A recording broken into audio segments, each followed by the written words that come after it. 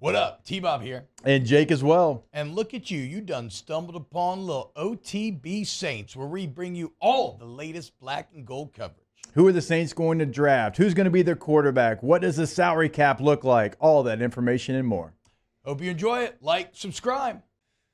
I don't know. Shedeur may not feel like Cam Ward, but he still feels different than those other guys to me. And he has a pedigree that is unlike those other guys. His entire life's been prepared for this moment. What makes him, and maybe we can get this on the other side, what makes him more intriguing to you than Jackson Dart, who had better stats in a better league outside of completion percentage? I think that Shedeur was in a worse spot in Colorado and was a key part of taking a team that was god-awful and then going, 7-2 in the Big 12 last year. If they'd won the bowl game, would that have been 10 wins? Certainly the bowl game performance was very disappointing. But, if you're talking about going into a bad situation and making it better, and that's kind of what the Saints are going to be, he has a lot of experience in doing that. And I like Jackson Dart's intangibles as well. I mean, he's someone who Lane Kiffin was desperately trying to replace him.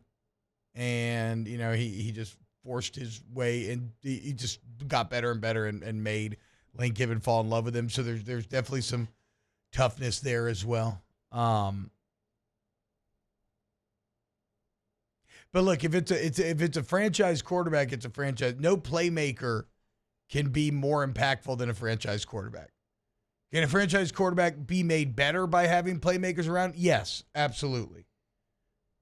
But there is no greater value in the NFL than feeling like you found a guy under center. And I don't know if Shedeur. I mean, who knows, right? All these guys are coin flips. You never know. But what happens? You select Sanders, number 9. And again, this isn't, when I say Milroe at 40, it's not that I like Milroe better than Sanders. I'm just trying to think of who would be available at 40. Jackson Dart's not going to be there at 40. He's just not. He's played his way out of that. I like Quinn Ewers in that spot because I've seen him make every throws that no other quarterback in this draft even can make at times. It's just not consistent. What do you do with Derek Carr if you select Sanders in the first round, 9 overall? You just sit. Look at Sanders Kirk Cousins and behind him Michael for a year? Penix. You sit Sanders until you don't. If Derek Carr's falling apart, you play Sanders eventually. I mean, Cousins and Penix is literally the exact same blueprint that the New Orleans Saints have right now. And Michael Penix or Shedeur Sanders? I mean, what do you think, Shedeur? That's such a weird thing. That's a tough one to parse because, what would Shedeur Sanders have looked like at Washington with those receivers? Been pretty awesome. True or false? He did have the Heisman Trophy winner. Yeah, he did. No, he did. He had a good. And Horn's going to be an NFL player as well. He had 3 first-round receivers. What are we talking about here? No, not 3 first-round receivers. Okay. One first never rounder. mind. So y'all say Colorado's as good as Washington's offense? No, I think they had good receivers. I think that was a bright spot of their team last year. Their O-line wasn't. Colorado won the Joe Moore Award and had 3 legitimate NFL receivers. No, their O-line wasn't good, but their receivers were good. Wait. They had 1 first rounder. Okay.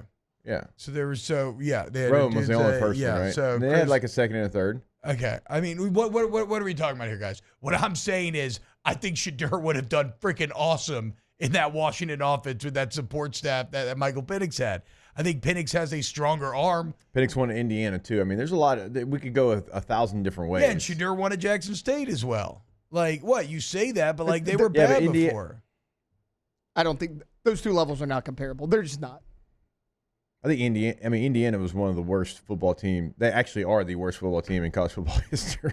It doesn't matter because I'm just sitting here saying that it's impossible to know if a guy's going to work out in the NFL or not.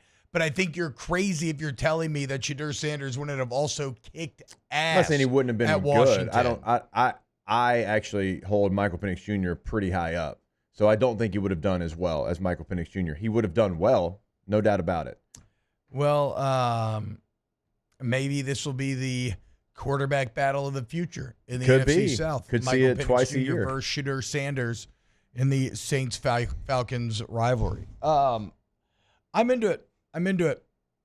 If it is actually real and potentially going to happen, it would be deeply exciting if the Saints were to take a quarterback in the first round.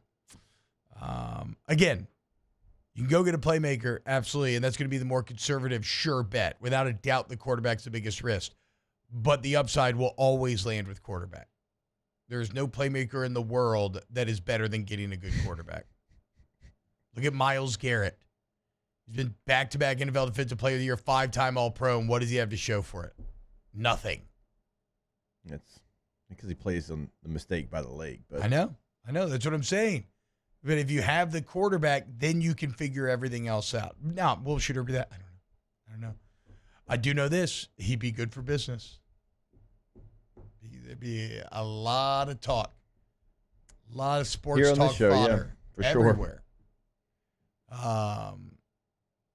The Sanders move with an economy unto themselves.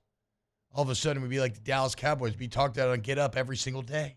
I think as we have talked out through the break, I think the Shedeur, whether you want him or not, probably boils down to that one core idea of, was he holding onto the ball because he could, and he thought he wanted to try to make these plays, and that whatever, if he gets sacks, he'll take the sacks and still make plays out of it, or was he holding onto the ball because he can't process fast enough?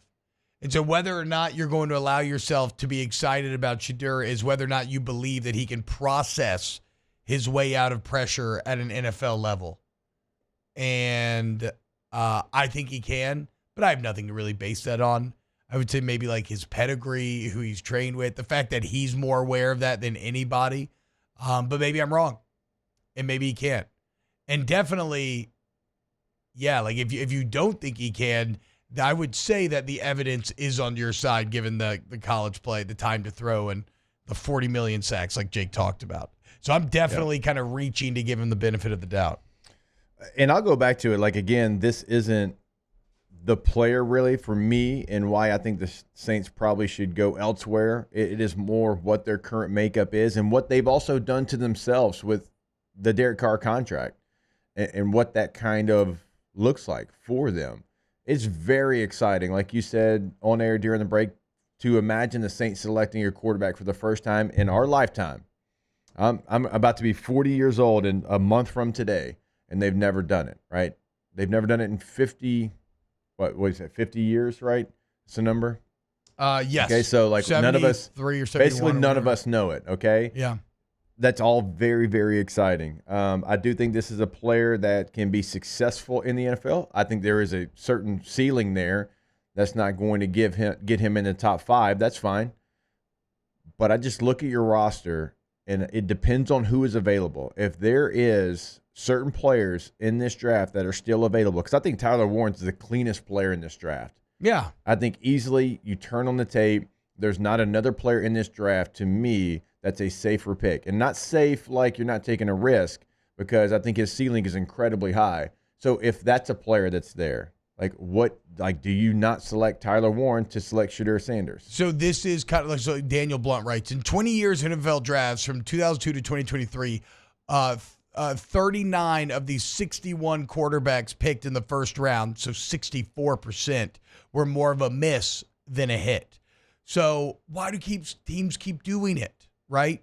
Because it's the potential. And Jake, I agree with you. The safer path, if you're saying my only goal with this pick is to just for sure make my team better, that's Tyler Warren. It's going to be one of these other guys. It is only, it's like gambling with quarterbacks. Because if you do hit a guy, if you hit the guy, then you are way better. Like it jumps you up in a way that nothing else can.